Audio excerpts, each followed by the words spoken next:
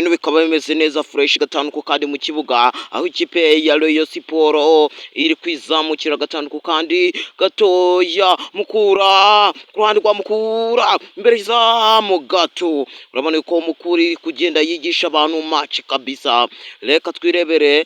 mukomeza mabwira mugenda munakanda subscribe. Ise ibintu bimeze neza mu kibuga gatanduku kandi ibintu ni mofaya, ntago twiteguye ni ekipe iratsinda, na twiteguye ekipe iratanga intsinzi hano gatanduku kandi icyo usabwa no gukurikirana live tukabana ibihe byose kabisa. Ukuntu bimeze rero haracari 0-0 match yacu nuko bimeze gatanduku kandi hari abansabye kubona bashiriraho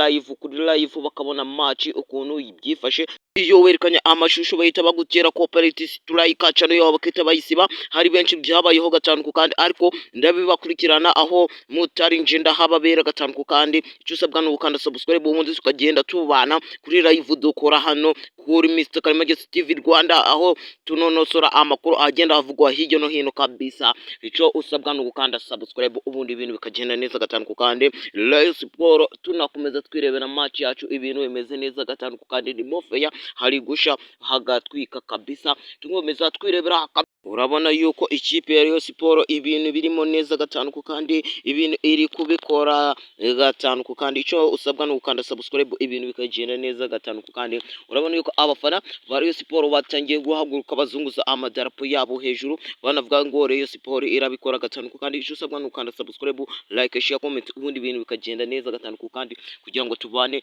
mu ziri video zigiye zitandukanye live dukora hano kabisa kabisa gatanduku kandi mugenda makora subscribe, like, share, comment ibintu bikagenda neza gatanduku kandi wagwaniki ute. Karagaba report gato